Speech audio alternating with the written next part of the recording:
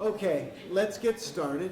I'm glad you all could come, and I'm also very happy. And I want to thank, even before I begin, Danielle and Sharon and Hillary, who's not here, and the whole NYU Abu Dhabi gang, which the whole gang has just been extremely helpful and generous in organizing this series of lectures that is connected to my Global Asia class. And I have to say that as soon as Hillary made the offer to bring three scholars connected to Global Asia to NYU for this lecture series, Peter Perdue was the first name that came to my mind right off the top of my head. I emailed him right away. I said, please come, looking forward to your arrival. And so we've had Sanjay Subramaniam last month, and next week we're going to see Prasannan Parthasarathy. But today we have the very great privilege of having Peter Perdue, who got his PhD from Harvard in 1981, by which time he had already joined the faculty of MIT, where he was until pretty recently, 5 or 6 years ago, when he went to Yale. And now he is at Yale. And he is one of the, really the very top scholars of Chinese history in the country. And his, I guess this must be his first book, Exhausting the Earth, State and Peasant in Hunan, 1500 to 1850, published in 1987. And his most recent book, which is just a fabulous expansive consideration of the topic that I believe will be mostly, or a good chunk of what he's going to be talking about today, is China Marches West, the Qing Conquest of Central Eurasia, from Harvard Press in 2005. He's written on grain markets in China, on agriculture development, on environmental history, all subjects dear to my heart. His research interests continue to lie in Chinese and Japanese social and economic history, and history of frontiers and world history. He's the recipient of the 1988 Edgerton Award and the James A. Levitan Prize at MIT. He was elected to the American Academy of Arts and Sciences in 2007, which I didn't know, which is quite an amazing thing. And we are very happy to have Peter here today, and he's going to speak to us on Asian expansions, 1400 to 1850. Peter, thank you very much for coming.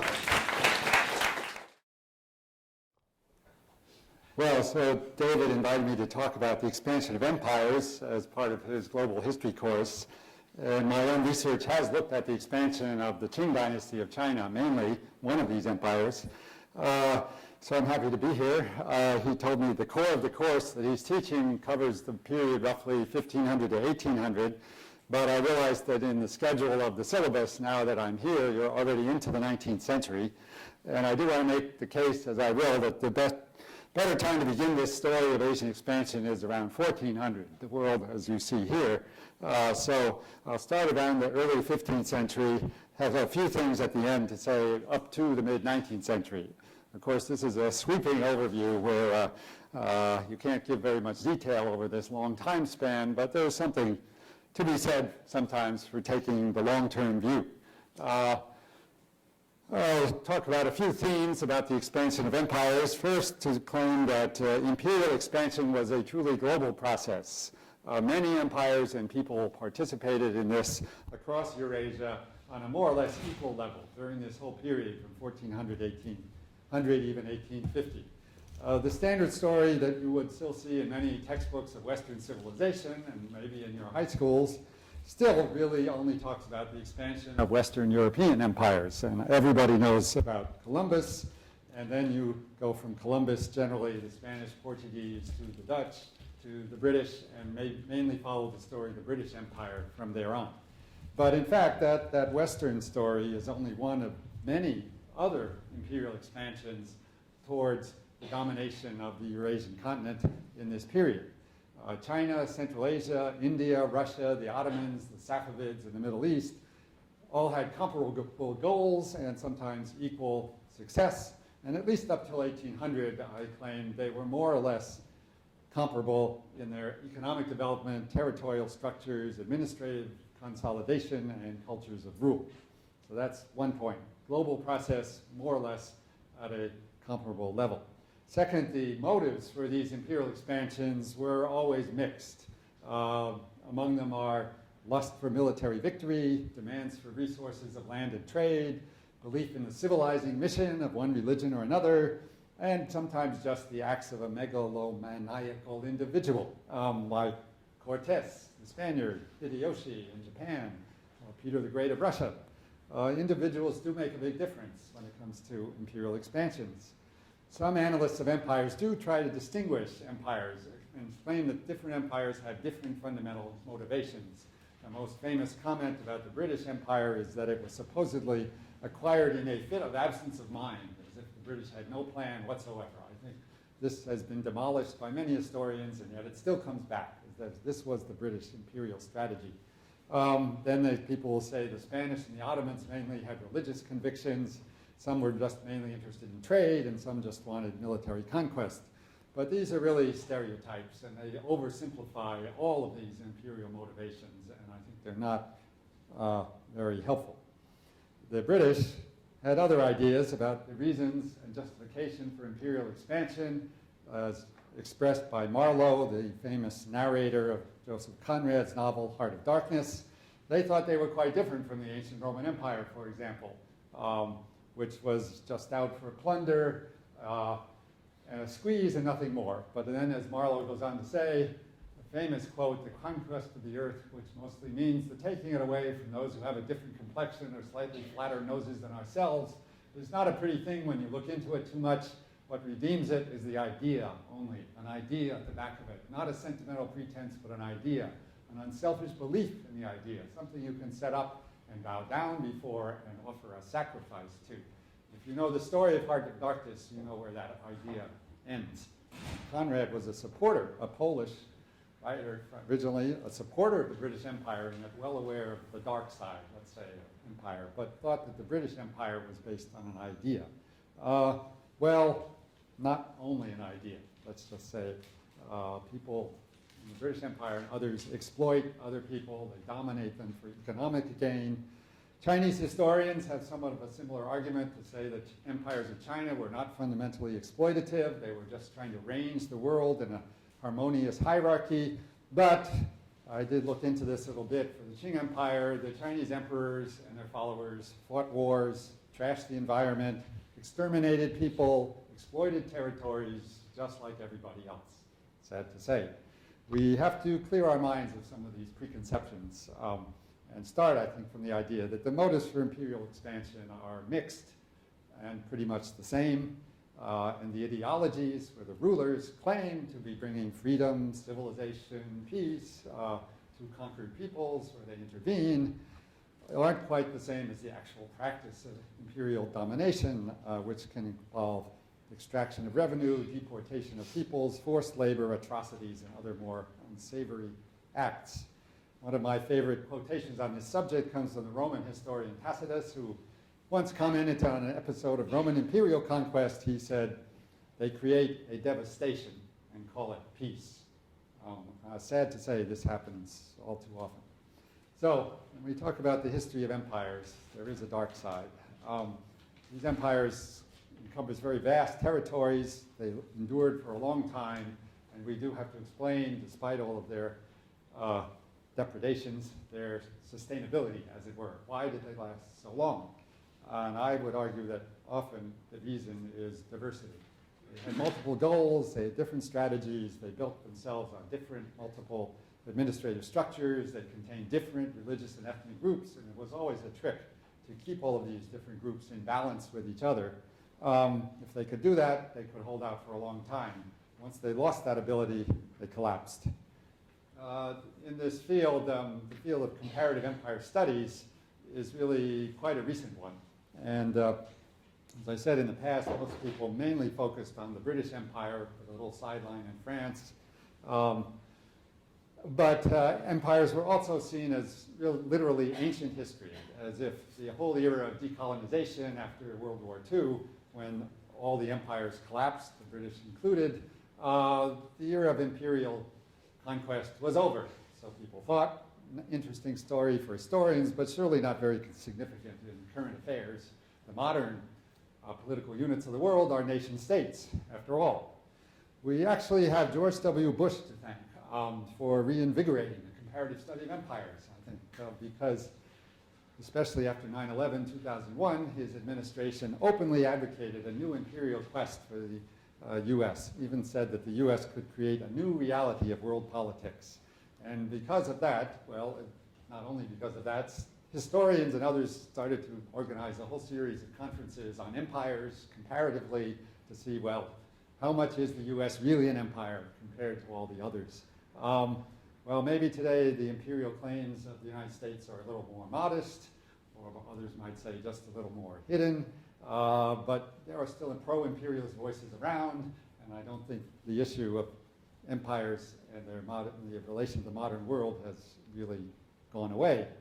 But a sort of new wrinkle has appeared in this story, and recently in China, where spokesmen in China and some supporters in the West have said that China will soon replace the U.S. as the dominant superpower. And of course, the Chinese, like the U.S., deny that they seek domination. They would never seek hegemony.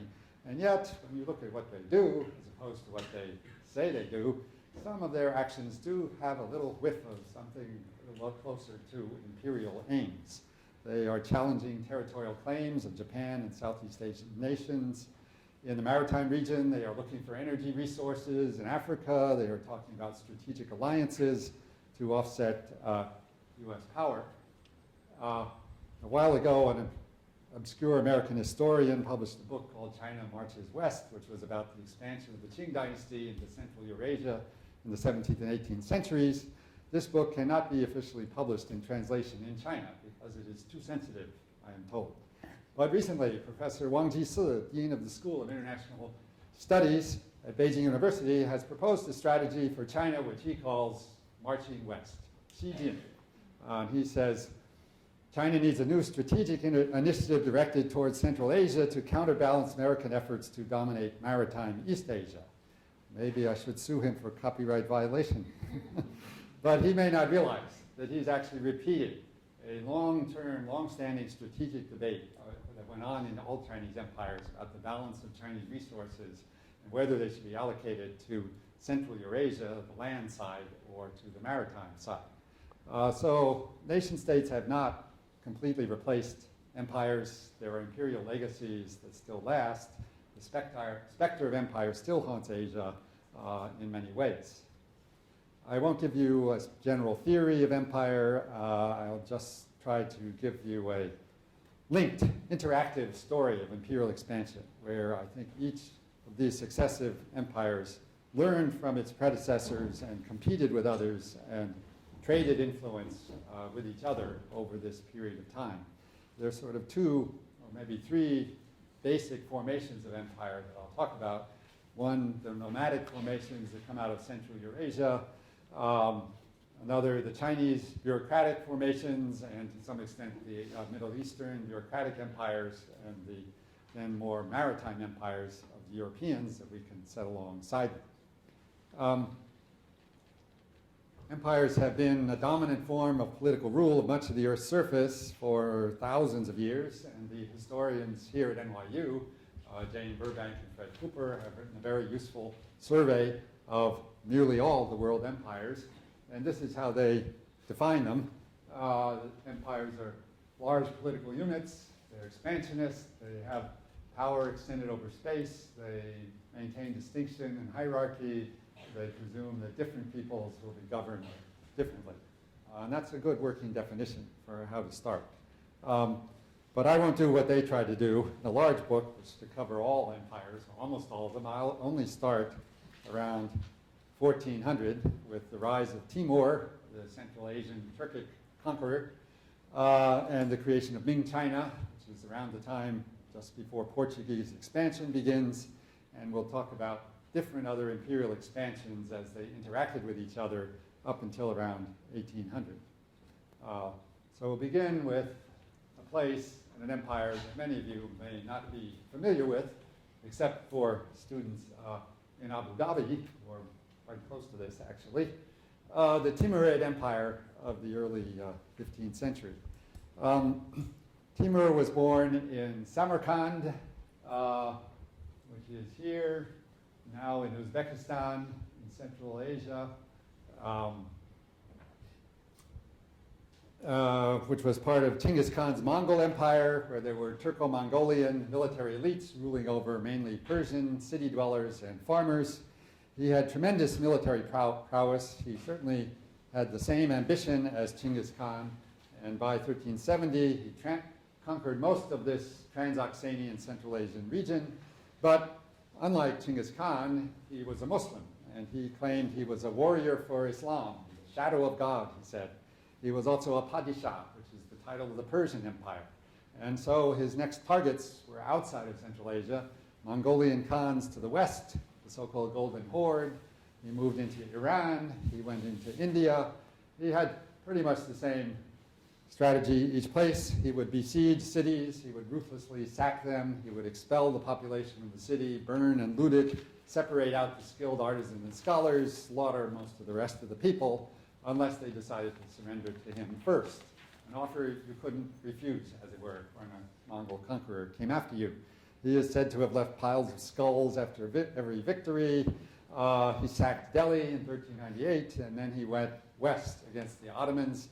And he's famous in Western literature for defeating the Ottoman Sultan Bayezid, putting him in a cage and hanging him up on the walls of Istanbul. Christopher Marlowe, the 16th century English playwright, for those of you who have seen Shakespeare in Love will see him as Shakespeare's young rival and companion, wrote a great play called Tamerlane about Timur, and it describes these famous scenes of Timur's conquest. Then Timur prepared his last and greatest conquest, for which he assembled a huge army to defeat China. But he died in 1405 before he could march his army to battle. This always reminds me of my favorite joke. Why do bank robbers rob banks? Because that's where the money is. Why do nomadic conquerors always try to conquer China? Because that's where the resources, the people, the wealth is. So almost every conqueror coming out of nomadic Asia sooner or later gets around to trying to conquer China. And not just nomads, Japan too, as we will see. So this was a brief, dramatic 30 years, a lot of armies marching, sieges, massacres, victories. And in this other map, you can kind of see how Timur's empire, centered in Samarkand, radiated out in its influence in circles around this entire Central Asian and Middle Eastern region in the 15th century. But it mostly fell apart at his death. But he did inspire certain other people who commented on it and who picked up his legacy. One of them was the great Arab scholar and social theorist, Ibn Khaldun, who lived in the 14th century, who actually met Timur at one point, who gave him some advice on how to be a just ruler. Timur didn't listen, typical of what happens when intellectuals talk to rulers. But Ibn Khaldun is famous for writing a great synthetic world history. He is the ancestor of a lot of world historians today. And one of his theories, part of his theory of imperial rise and fall is based on the idea of asabiya, which means tribal solidarity united behind a charismatic ruler. He saw these nomadic empires rising and falling, surrounding these very charismatic, dominant leaders, of whom Timur was one. Also, Timur didn't leave nothing behind. His successors, the Timurids, in Samarkand and other places, did continue his effort to build Samarkand into a grand world city. So Timur's mausoleum, you can still see in Samarkand, the Grand Mosque there, and the Madrasa of Ulugh Beg in Samarkand, which has one of the earliest astronomical observatories in the world, are still spectacular examples of the wealth that had poured into this city at the time when Timur and his successors ruled it. His largest effect of Timur, however, was eventually felt in India when Babur, the Turkish descendant of both Timur and Genghis Khan, conquered India and founded the Mughal Empire. And in this miniature painting, you see Timur, done much later, but you see Timur in the center, turning to his right, conferring the throne on the Mughal emperor, Babur, and Babur's successor, Humayun, is on the other side. So this painters clearly saw this succession from Timur to the Mughals. And Babur is another one of these extraordinary personalities of the period. Much more cultured man than Timur. Timur was probably illiterate. Babur practically invented Turkish literature and wrote one of the great autobiographies of the Islamic world, the Babur Nama. Salman Rushdie, the contemporary Indian novelist, describes Babur as scholar, barbarian, nature-loving poet, and terror-inspiring warlord. And that sort of sums him up. But the Babur Nama you can read in translation, and it's a fantastically dramatic and interesting story, in fact. Sometimes I think if you want to read the three top hits of this period, 15th, 16th century, and read them in comparison with each other, you should look at parts of Ibn Khaldun, the Babur Nama, and Machiavelli's The Prince.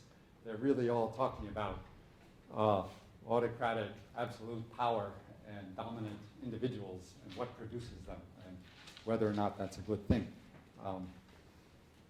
Well, this wasn't the only place where people were expanded. The Ming Emperor ousted the Mongols. He created a large empire too. In the Ming Empire, China was quite different from Timur's empire. First of all, it was much larger. It had about 60 million people. It was based on settled agriculture. It had a literate bureaucracy of civil officials. And the emperors built two huge capitals, which you can see today, even bigger than Samarkand, the capital in the south, Nanjing, whose huge city walls, you can see the outline up here, and you can see a lot of the original wall here. And Beijing, the northern capital in the north, where unfortunately nearly all the walls are gone. But you can follow the ring road, if you like, and see where the Beijing city walls used to be. These giant walled capitals are part of this expansion of the early Ming Empire. The early Ming emperors, the third Ming emperor, also had similar claims to Timur. The Mongol idea of a universal empire that encompassed nearly all of the known world was one of the third Chinese emperor's goals, and you have to wonder what would have happened if Timur had survived and the two of them had met in battle, one of these great what-if questions. But instead of doing that, the Ming emperor campaigned against Mongols in the northwest. He invaded Vietnam, and he's most famous these days for sending the great maritime expedition by the Muslim admiral Zheng He to explore the southern seas. This was Zheng He's shipyard, not the original ship there, but a reconstruction of it that I saw last year in China. Zheng He led 7 expeditions into the Indian Ocean. He went up the coast of Africa. One of these voyages had 62 of these colossal ships, 1,500 tons displacement, carrying 37,000 men. They went up and down the East African ports. They drew maps, and Zheng He died in India on his 7th voyage. Nothing would have stopped these fleets from going around Africa and proceeding across the Atlantic Ocean if that's what they had wanted to do. But the next emperor called them off, and no more ships went abroad. And the Chinese didn't come back. And that was the end of the Chinese great maritime age for a while. It really had lasted 4 centuries. But we should keep in mind that overseas Chinese, civilian Chinese, did keep going out of China into Southeast Asia in this period. And so Chinese influence in Southeast Asia also continues. There's been a lot of debate about this, and also fascinating what-if questions. The Chinese had beat Columbus to the New World and so forth. But Chinese today often celebrate this as voyages of discovery and trade, but actually a lot of the goals of this were conquest, submission, and political interventions. But eventually the Ming rulers had to divert resources from the weak southeast to meet Mongol raids in the northwest. And I think the main reason for calling up the voyages was not an aversion to expansion or an aversion to trade, but rational strategic thinking. The danger to China really came mainly from Central Asia. And once you got down the coast of Africa, they didn't think there was much more trade to be gained. So China withdrew from this whole area by the mid-15th century. Moving on briefly, I should talk a bit about the formation of Russia, another expanding state in this period, when Grand Duke Ivan III builds up his kingdom, expands his principality, and gains domination over many of the Slavic lands by the end of the 15th century. And so by 1500, Muscovy is the predominant power in the Slavic lands in the north. It's really not quite an empire yet. It's only dominating Slavic peoples. But pretty soon, Muscovy is going to expand even farther, and expand east across the Ural Mountains and across Siberia and become a giant territorial European and Asian empire. And then finally, for sustained imperial expansion, it's hard to beat the Ottomans, because they started in the 1300s as a small group of tribal warriors in northeastern Turkey. They spread across Anatolia into the Balkans by the 15th century. As I said, the Sultan was captured by Timur, but the state didn't fall apart. It kept on expanding afterwards. They finally captured old Constantinople of the Byzantine Empire in 1453. This is the sort of key date that you remember from European history, but it was sort of the end of the story, actually. They battered down the walls with the largest cannon ever seen, and now you had this other empire that straddled Europe and Asia, and could say it was the heir to the Byzantines and also enacted the will of Allah. The Ottomans had a genius for incorporating multiple peoples under a single administration. Even though they said they were warriors for Islam, they were actually many Christian allies of the Ottomans, and there were other tribal peoples. And when they administered their empire, they allowed specific rights for specific religious groups. These were called millets, and each community, Jews and Greek Christians and Westerners and others, each had their separate administrations. This was the politics of diversity on a large scale.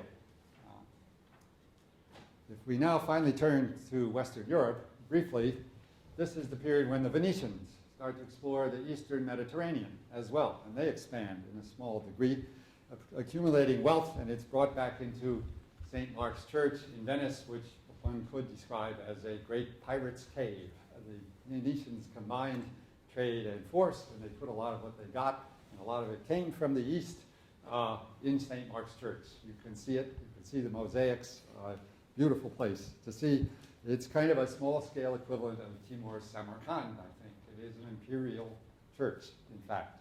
And one more part of the Venetian story that's sort of interesting to focus on, it's a theme that comes back in many of these imperial stories, are certain city-states that lie in between other large empires.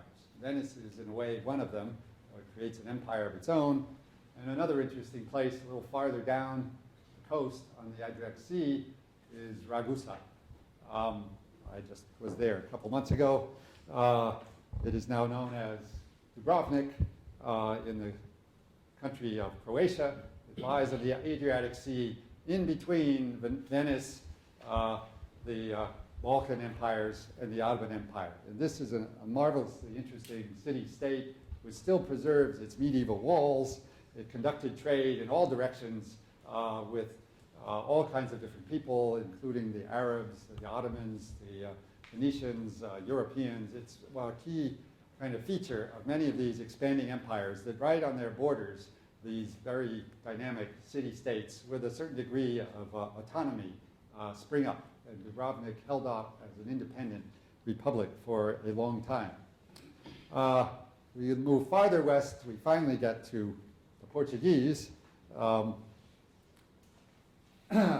And they also, of course, are going down the western coast of Africa. At the time, the Chinese are coming down the east coast. When the Chinese withdraw, the Portuguese keep going. About 10 years after Zheng He's last voyage, the Portuguese ship captain lands on the west African coast and captures the first African slaves, gets to the Congo River, the Cape of Good Hope, and gets to Calicut in India in 1498, gun their way across the Indian Ocean, to get to the spice trade and capture another one of these key port cities, Malacca, in 1511.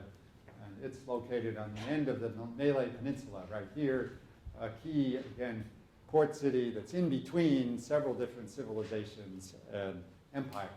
Here you can see the remains of a Chinese cemetery in Malacca.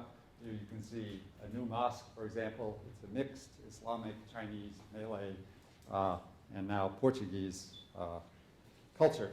So that's the Portuguese coming the other way, just as Columbus is going west to bump into the Caribbean islands in the New World on the way to China from 1492 to 1502. That's the beginning of the great European exploration age, but as I hope I have shown, other empires, other people are expanding and exploring at the same time. If we move on to the 16th century quickly, this is the great age of expansion that, again, everybody knows from the story of the New World and the Spanish conquest, but also in Asia. This is Eurasia around 1600. You can see that the Ming Empire, China, is very large here. It grows to maybe 150 million people. The Russian Empire has expanded across Siberia in the beginning. Its great expansion here. The Ottomans are here. The Safavids in Iran are here. The Mughals are here. The Portuguese and Spanish are here in Manila and Macau. And so imperial expansion is going on in many places. The largest 5 cities in the world in 1600 are in order: Beijing, Istanbul, Agra in India, Osaka in Japan, and Paris comes up a distant 5th, the biggest city in Western Europe. Beijing and Istanbul might have been up to 700,000 people, and Paris might have been up to 300,000 at this point.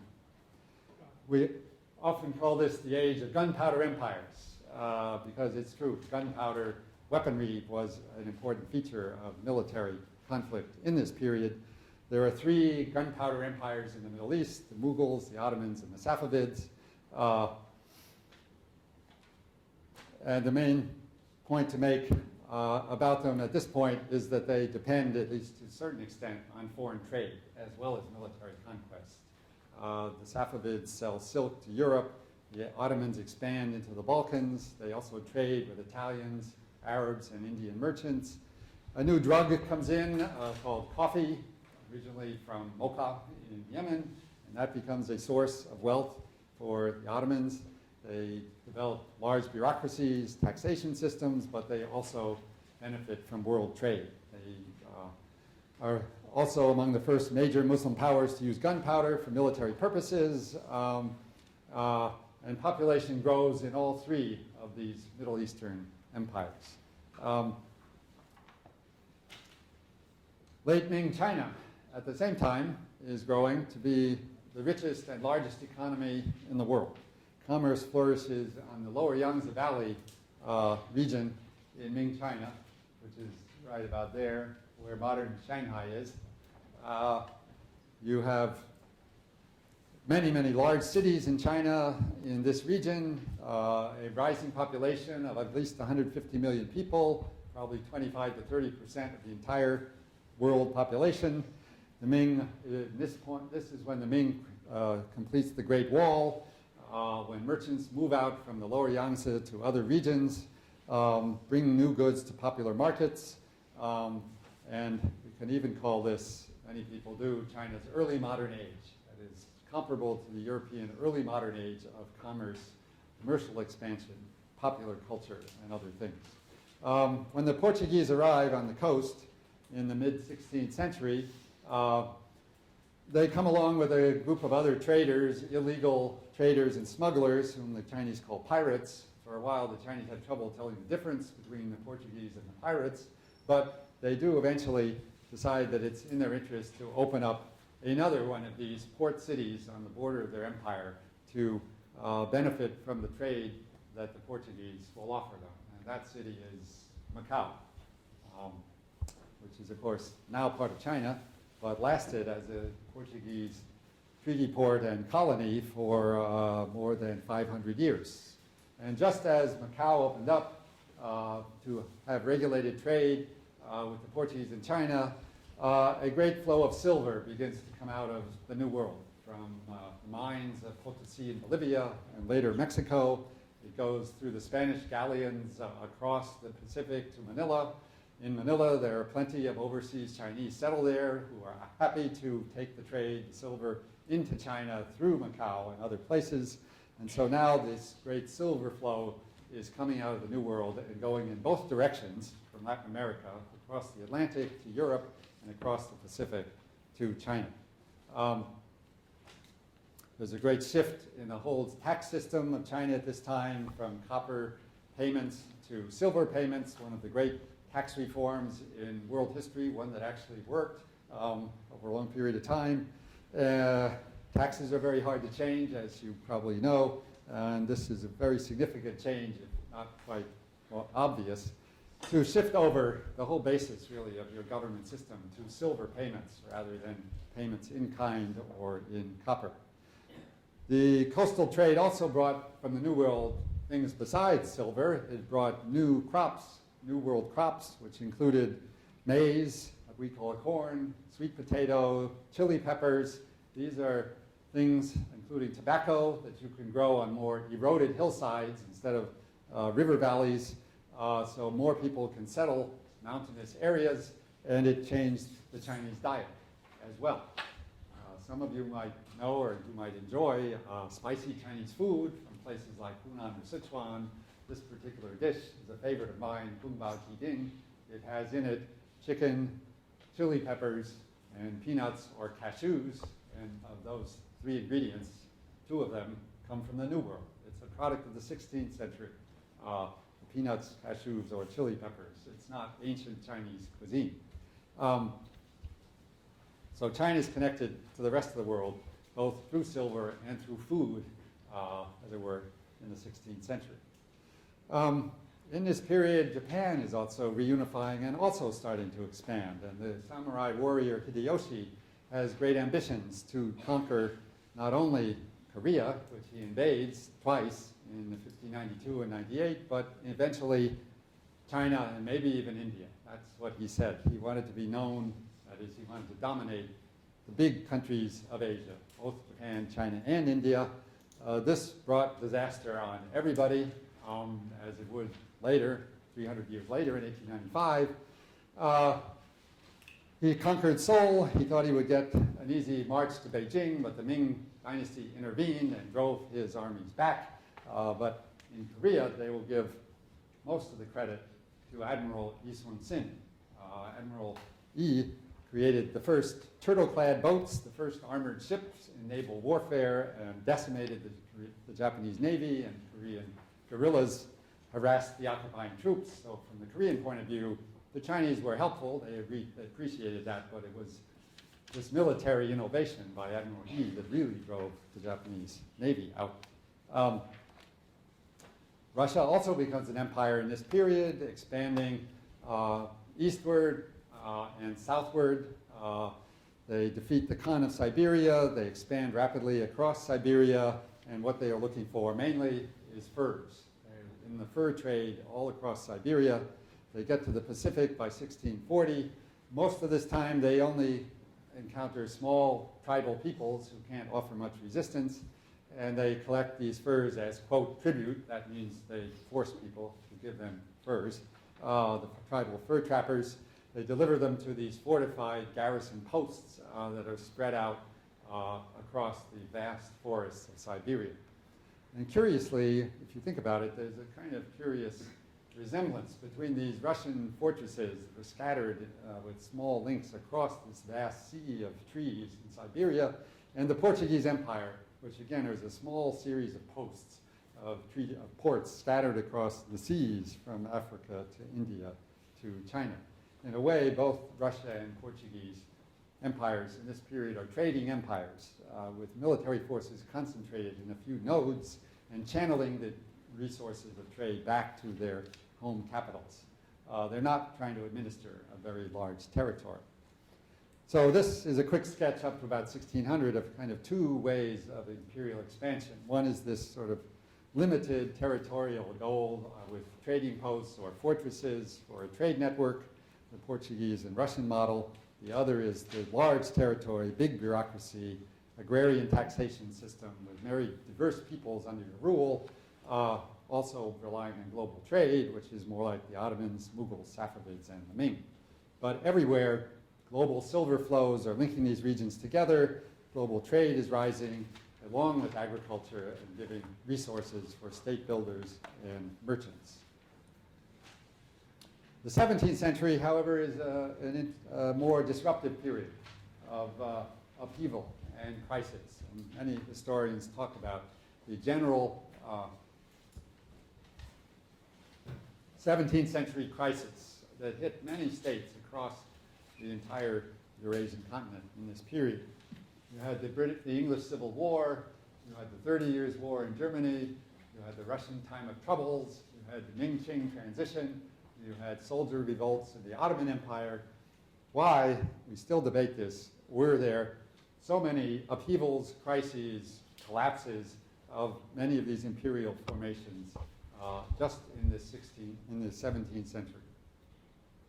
One of the more intriguing ideas that's gained, I think, more support in recent years is that it had something to do with global climate change. Climatologists have reconstructed the global temperatures over thousands of years, and they have offered the idea that there was something called the Little Ice Age that spans roughly this period from around 1400 to 1800. By many different measures, you can generally see a decline in global temperature from a norm, reaching more or less its bottom in around the mid-17th century. Global cooling in this period followed, of course, by global warming, which really began in the 18th century, in fact, and of course continues to zoom up in the 20th and 21st. But how did global cooling cause imperial crisis? We can speculate. Cooler temperatures mean lower agricultural yields. They often mean more rain. They might spread fungus and diseases. They mean fewer resources to support states, which have to exert heavier taxation, which will cause revolts in general. And you can see how in the northern hemisphere, anyway, in some places, cooler temperatures can cause crises. That isn't the only reason, but that could be an underlying factor for why this is a general global crisis. And so the Ottomans, for example, advance early in the 17th century, and then they have to retreat. And it's around the late 17th century that European military technology starts to become superior to the Ottomans, starts to really employ artillery and muskets and drilled soldiers, and the great expansion of the Ottoman state that terrified Europe in earlier periods is now starting to withdraw. In China, however, something different happens. You get the conquest by Central Asian conquerors, that is to say Manchus, who take over from the Ming dynasty. They come from Manchuria. The founder of the state, Nurhaci, built up a new state. He was a tribal chieftain. He had close contacts with the Ming. He rose as a chieftain on the border of this rich Ming Empire, something the way that Muscovy rose under the Mongol Empire, or the Turks were on the edge of Byzantium. You often get these ideas of frontier military commanders at the edges, picking up strong military power from the edges. That was Ibn Khaldun's theory as well, and this fits Nurhaci. And he created a structure called the Eight Banners, which is one of the great military and administrative innovations of all world history, actually, derived from the Mongols. It's a way to create a military formation which has its own flag, so a colored flag, so it's called a banner. It has subordinate companies. It includes soldiers, families, their own families, artisans, farmers as one unit, and it creates a very powerful war machine. And this expanding state then can grow to include not just Manchus, but also Mongolians and other Chinese. So it brings in this whole idea, again, of diversity. Many different kinds of groups are united under this administrative and military war machine of the Manchu state. It's Nurhaci's son, Hun Taiji, who really names the Manchus as a people and declares the Qing dynasty as the new dynasty in 1636. In 1644, his armies capture Beijing. 30 years later, they've taken all of former Ming China, but they don't stop there. And this is the distinguishing feature of the Qing. The next dynamic emperor, the Kangxi Emperor, carries out further expansion, inaugurating what we call the flourishing age of the Qing dynasty, going way beyond the limits of the Ming dynasty. He takes Taiwan in 1683. He centralizes his regime. He restores the economy, and then conquers his last, or begins to campaign against his last major rival, Galdan, the leader of the Western Mongols. He conducts expeditions against them, but notably, one reason he could win battles against Galdan was because he had also negotiated a treaty with the Russians in 1689. The first treaty China negotiated with a Western power. Russia was almost a Western power at this point. The Russians, in return for being allowed access to sell furs to Beijing, agree not to support Galdan and the Mongols. And this is a key element in why Kangxi can win his battles. So you have three Central Asian empires, the Russians, Galdan, the Mongols, and the Qing in this triangular game that goes on for through the mid-18th century. It's, I think, fair to say that Kangxi created a larger, more stable, more prosperous empire than any other in history that had something like 200 million diverse peoples in it. Foreigners had just begun to come to China, that is Jesuits, observing this empire.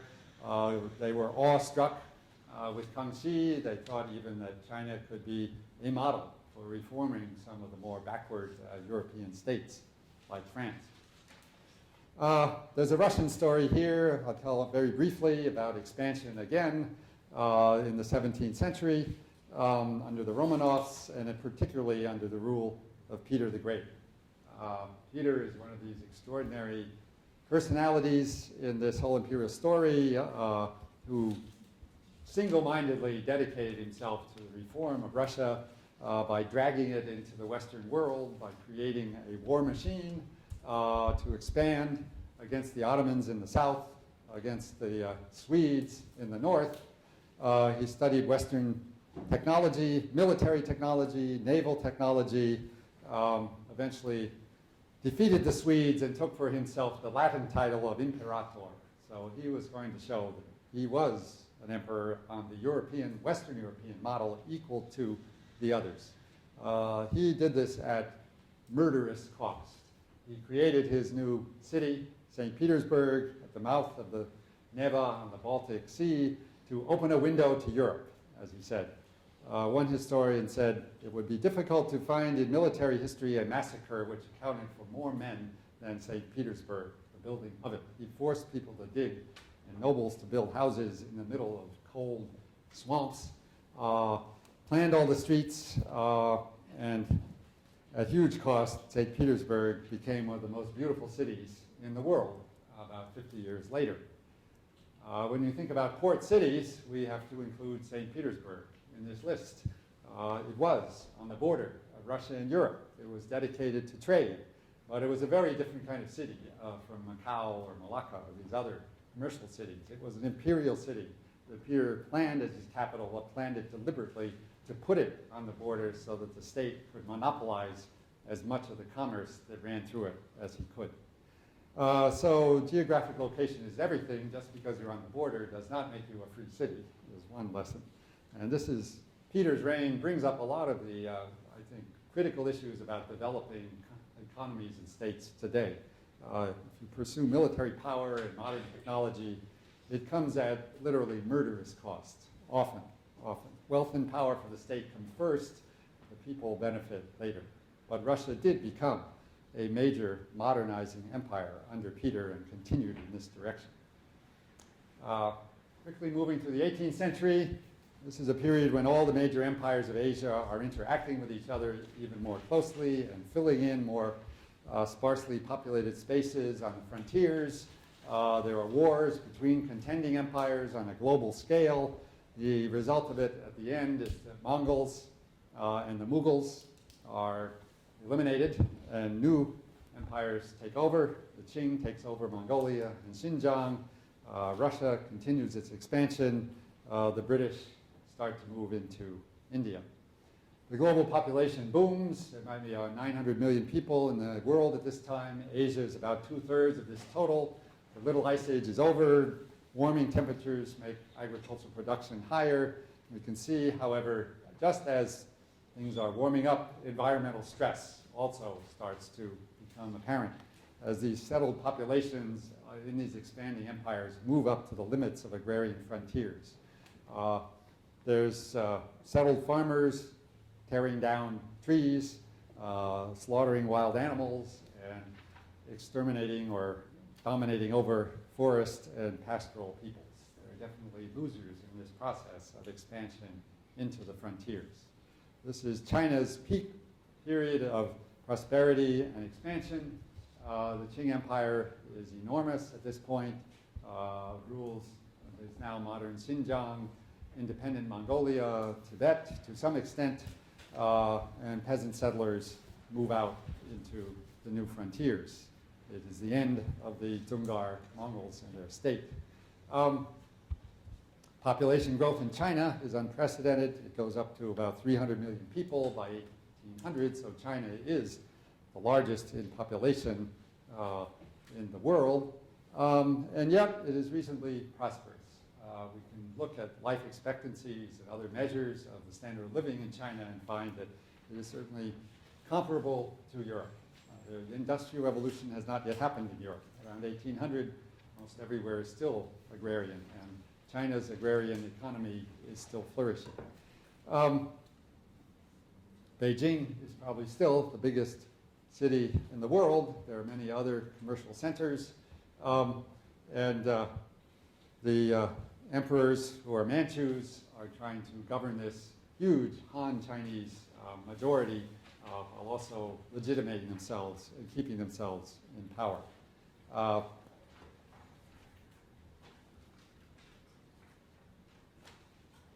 And then, briefly speaking, everything blew up in the 19th century, didn't it? Under the impact of new forces. The Industrial Revolution, the organization of mass national armies created by the French Revolution, or did it? Is this when the era of nation states begins? Is this when global free trade comes in? Is this when industrialization changes the rules of the imperial game? Or do imperial impulses to conquest, control, and domination survive? Well, for the 19th century, we do know the answer.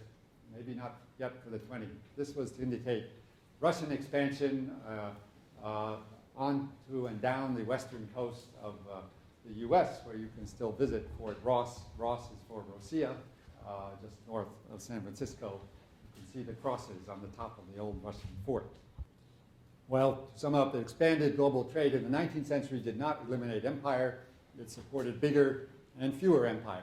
The French Revolution culminated in another imperial effort by the frontier Corsican Napoleon, who attacked England, conquered Central Europe, invaded Russia, was defeated in 1815. Imperial powers put Europe back together on a conservative basis, but they couldn't hold back these new technological forces coming from the Industrial Revolution. So England takes the lead. China falls into semi-colonial status, loses 2 opium wars. India comes under complete imperial rule in 1857. Ottomans lose territory. We call this all the Victorian age of free trade, global expansion, and peace in Europe itself. But to keep in mind, there is relative peace within Europe, but in the rest of the world, there is plenty of savage imperialism, internal upheaval, and immiseration. And when we get to the end of the 19th century, we get 3 new powers joining this race for empire. Germany, united in 1870, Japan with its Meiji Restoration starting in 1868, and the United States. The U.S. builds its first transcontinental railroad in the 1860s, and then goes from there across the Pacific, takes Hawaii, and then the Philippines on the way to China. So now we have more imperial powers joining in the race. And I think the culmination of this story is the intervention of 8 foreign imperial armies in China in 1900 to put down the Boxer Rebellion. So far from ending imperial ambitions, these new technological and economic powers of the Industrial Revolution exacerbated them, and mainly at the cost of other people like China, which was nearly dismembered, as the Chinese say, slicing the melon or tearing it apart. Of course, 15 years later in World War I, the great imperial powers fought each other, and that initiated the end of empire and the creation of new nation states. Well, a lot of our interpretations of the world, our great theories about world history, our great sociologists, developed their ideas in this period of the 19th century. And that's why, in a word, they have misled us a great deal. The 19th century was and is significant, but it's not the total story. These European theorists took for granted the cultural and racial superiority of Western civilization over all others. And they felt that these old empires were stagnant and backward and oriental and oppressive. Marx thought that way, Hegel thought that way, British theorists thought that way. Most advanced or intellectual Europeans simply did not see or chose not to see changes that have been going on in these Asian empires for centuries. And it really isn't a story, I think, of one dynamic West that has always had deep-rooted superiority over other sleepy ancient civilizations. Instead, it's a temporary leap ahead by a few countries that learn how to use a set of new technologies to give them, for a while, dominant military and commercial power, but pretty soon the others make efforts to catch up. The mid-19th century is a crucial turning point in this whole story. Nearly every independent state in the world, including Asian empires, tries to reshape itself very radically to respond to these new dimensions of space and time that are opened up by industrial technology. And the Harvard historian Charles Mayer calls this Leviathan 2.0, a new version of the state. It's more centralized, more powerful, and will use the new technologies to increase its power. And these are a list of some of the reform programs that occur in China, the self-strengthening movement, Japan, Meiji Restoration, the Tanzimat, the Ottoman Empire, Imperial India, end of serfdom in Russia, and the abolition of slavery in the US, all, I think, are part of this global process that radically reshapes labor and state power. So even these great Asian empires knew and tried to do something about these dynamic forces of industrialization and technology. It's true they failed and they collapsed at the end of the century, but you wouldn't have known that in the mid-19th century. So what can we conclude in this whirlwind tour? Well, these were large, dynamic, complex political formations. These empires, they rose, they fell, they conquered, they lost battles, they reformed, they repressed, but they never stood still. This is a dynamism in the imperial story, what we like to say is contingent in the historian's vocabulary.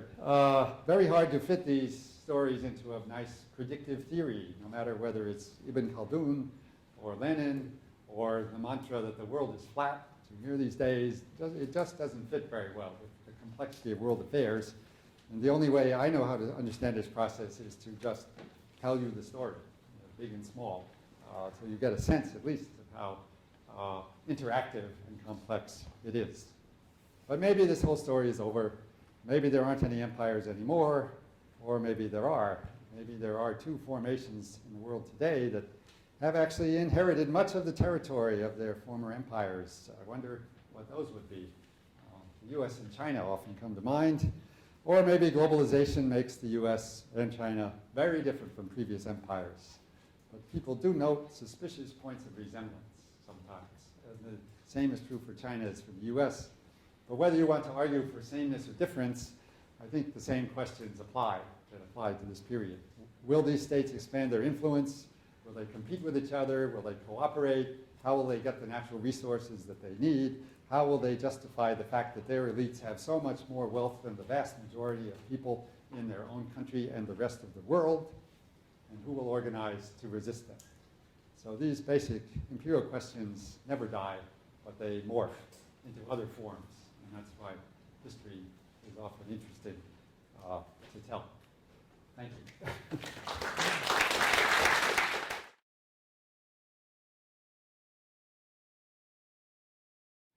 You mentioned the Little Ice Age, and you had a list of unrest. Mm-hmm.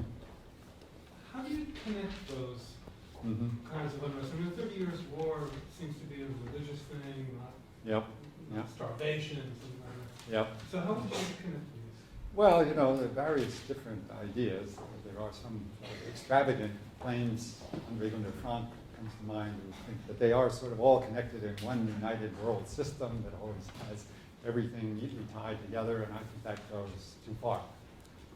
And there's more orthodox interpretations, most national historians who would argue that each one has something in a very different pattern and a different kind of motivations. But I think there's some room in between that to say that they are connected in some ways, indirectly, that we don't entirely know, but that there was something we could call a global crisis in the 17th century.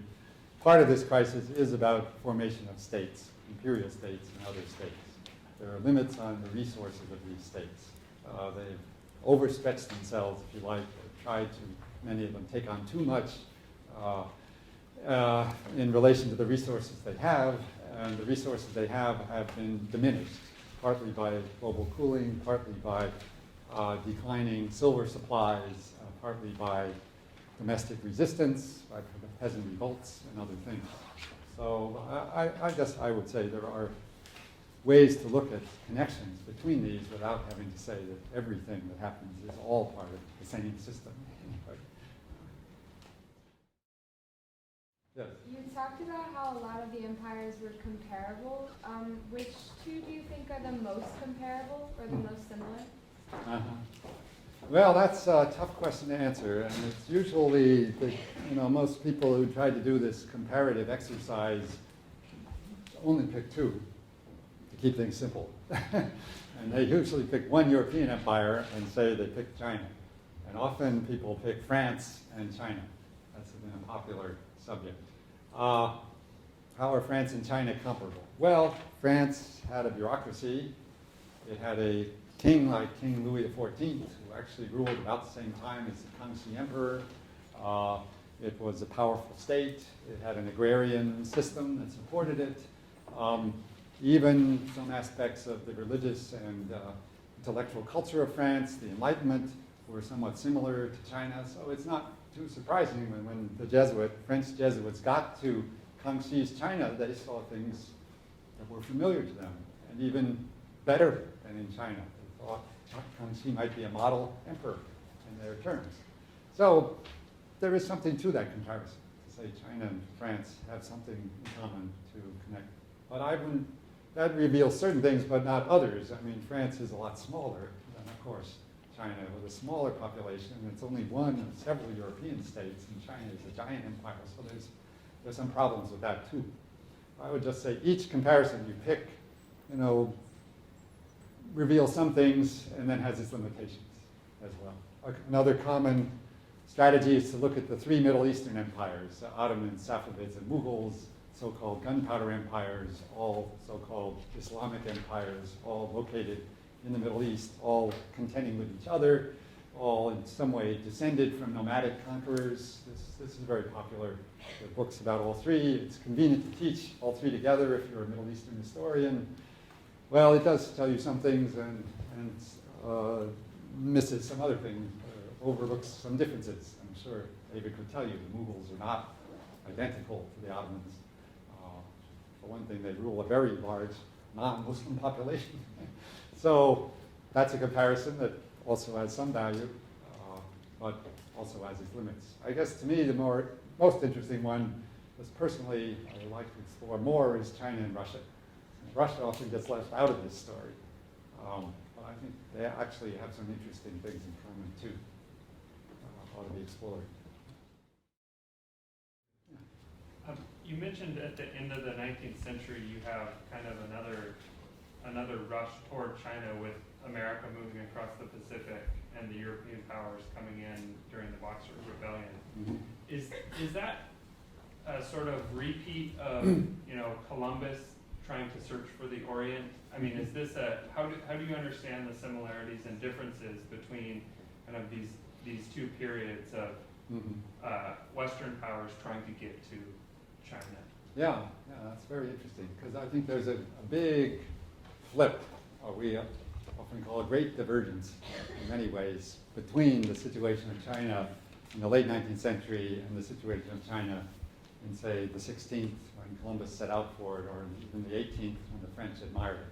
So in those eras, the word Orient, we forget, over a long time in Europe meant the rising sun in the east, prosperity, gold, riches. Europeans knew quite well that they were poor, and really the riches of the world were east of them. And Orient had a positive meaning for quite a long time. And then in the 19th century, Orientalism and all these other terms started to mean stagnancy, backwardness, poverty, immiseration. And that's how they saw China in 1900. This vast place that literally was a place of barbarism. And they thought they were bringing civilization, in religious terms often, by force to this vast empire that was ruled by fanatics, the uprising of the Boxer peasantry. Chinese peasantry, supported by the imperial court, stimulated this effort to impose civilization. I have a whole website, in fact, on this of cartoons from American magazines of the period, like Puck and Judge and others, that have marvelously, horribly racist, but very dramatic pictures of Roman goddess Athena going up against sickly Chinese emperor with a sword, saying, we have to teach you civilization, and barbarous oriental hordes versus glorious civilizing Westerners. Is that the MIT visualizing? Yes, plug for my website, visualizing cultures at mit.edu. Okay. I'll give the link. I have the link. Actually. Yeah, well, the Boxer unit will be up there soon. It's not quite there yet, Okay. but we have a lot of great imagery on this. So yes, China is a focus of the world in 1900. Everybody converges on it. As they did in the 16th century, but for different reasons. Yes? You mentioned some of the similarities between the self-strengthening movement, along with the Deng Xiaoping's opening and reform policies, but what exactly, what were Yeah, specific? well, good. I raised that in the class this morning, and I think it's quite intriguing. What were the self-strengtheners trying to do in China? This is from about the 1860s to the 1890s. Well, just before that, there had been huge upheaval, internal rebellion and chaos in China. The Taiping Rebellion, Muslim Rebellion, lots of internal rebellions, as well as the Second Opium War. So China was in disastrous shape. The first thing I learned, first got me started in Chinese history, was when in high school, the teacher said, well, what was the worst, most damaging civil war of the 19th century? And we all said, the American Civil War. And he said, nah. I'm sorry, 600,000 people died, it's true, in the American Civil War, but more than 50 million people died in the Taiping and other rebellions of the mid-19th century. That's when I first heard about the Taiping Rebellion. I said, oh, this is something big. I didn't know about this. Well, after that was over, the self-strengthener said, why did this happen? Well, because China lacked military technology, it lacked knowledge of foreign countries, it lacked industrial technology. It needed to learn these things very fast. So they sent people to the West. They translated Western books. They tried to attract foreign advisors and even foreign investment. They set up a foreign ministry. They opened the empire to the world. Does this sound familiar? China had about 10 years of disastrous upheaval called the Cultural Revolution from 1966 to 76, and Deng Xiaoping and his reformers opened China to the world.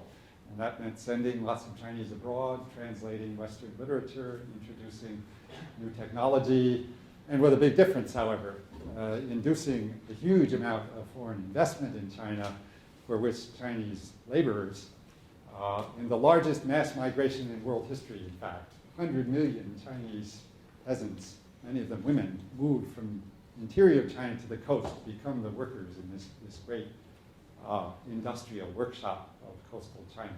And that is a big difference. China did join the world more successfully in this reform period, but often the aims were similar, I think.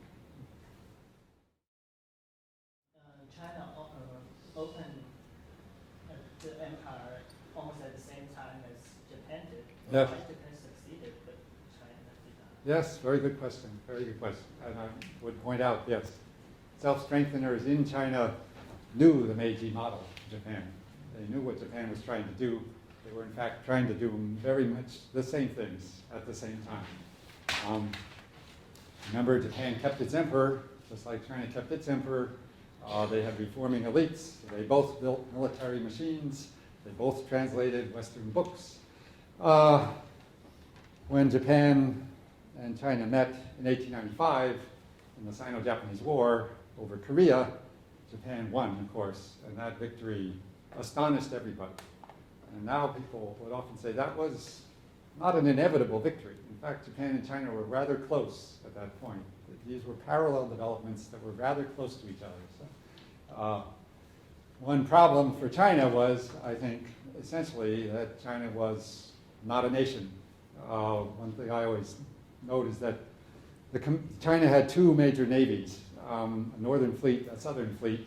The commander of the northern fleet sent his fleet to fight the Japanese off Korea, but the commander of the southern fleet decided not to participate. In a modern nation state, you cannot just have half of your navy decide he's not going to fight. There's war. Japan threw everything it had into this war. And Japan was a nation. Japan was united. Japan was fiercely dedicated, you might say, to an evil goal of imperial conquest, but they did have far more organization and discipline than the Chinese did in this crucial battle. But that doesn't mean that self-strengthening was useless. I mean, again, they were following parallel trends and were rather close to each other at the time. Just continuing the topic just now, the reforming both China and Japan.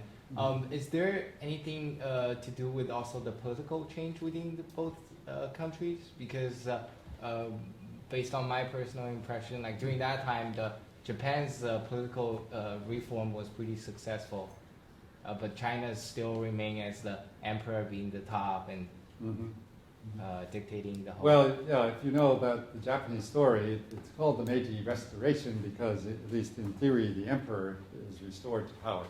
So Japan has an emperor, like China. Japan also has, of course, by this time, the 1880s, a constitution and a Western-oriented parliamentary regime, as well as more ideas of Western thought that are mixed with Japanese themes. But the idea of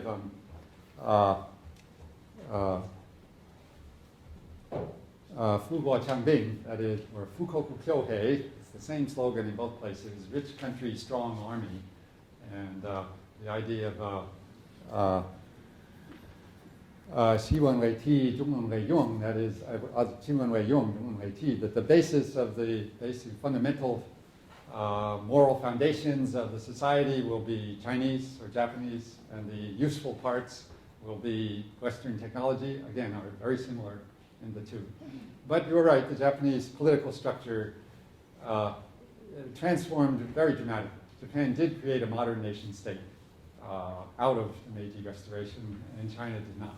It was too limited, as I said, not a nation state, too divided, I think, too big, really, maybe to even accomplish that in a short period of time.